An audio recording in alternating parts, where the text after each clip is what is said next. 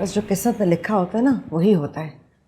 अरे क्या क्या सोचा था शराफत बेगम कि बेटे लाकर तनख्वाहें रखेंगे हाथ पर, ऐश करोगी, बहुएं खिदमतें करेंगी, खाने पकाकर खिलाएंगी, कपड़े धोकर देंगी, मगर ना, सब चूल्हे हांडियां खुद ही करो, हर चीज़ खुद ही संभालो।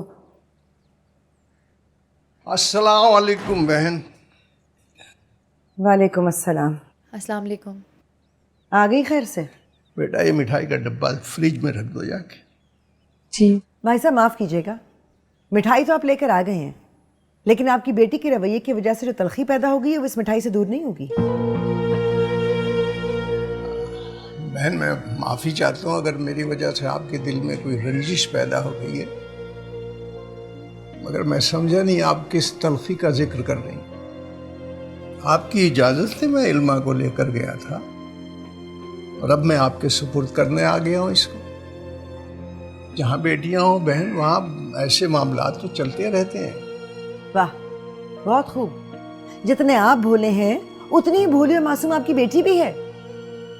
मगर एक बात याद रखिएगा, ये मेरा घर है और यहाँ मेरे उसूल चलते हैं। मेरे बच्चों की इतनी मजाल नहीं है कि मेरी बात को रद्द कर सके। तो इस लड़की को इतनी हिम्मत कहाँ से आ गई कि इसने सबके सामने मेरी बात को रद्द किया, सबके सामने मुझे नीचा दिखाया?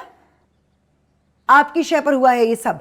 अगर इतना ही शौक था बेटी को घर में बिठाने का तो ना ब्याहते इसे, सारी उम्र घर में बिठाकर नाजबरदारियां करते रहते। क्या कह रही हैं आप बहनी? सही कह रही हूं मैं। अगर इतना ही लाड टपक रहा है ना बेटी का तो घर ले जाइए इसे, मैं नहीं रोकूंगी। और कसम खाकर कहती हूँ, मेरा बेटा पलटकर आपके घर की तरफ देखेगा भी नहीं। क्या कह रही हैं आप बहन? मैं तो इस बात का तसव्वुर भी नहीं कर सकता। तो ठीक है, फिर इल्मा को अगर इस घर में रहना है तो मेरे ताबे होकर रहना पड़ेगा। मेरे रुतबे को समझकर उसकी इज्जत करनी होगी, वरना आप जानते हैं कि जरबाब मेरा बेटा है, वो वही करेगा जो मैं उससे कहूंगी। जी इल्मा वैसा ही करेगी जैसा आप चाहेंगी। और हाँ, मुझे रोजाना दौड़ दौड़ कर मैके जाने वाली लड़कियां बिल्कुल पसंद नहीं है, इस बात का ख्याल रखिएगा। जी बेहतर।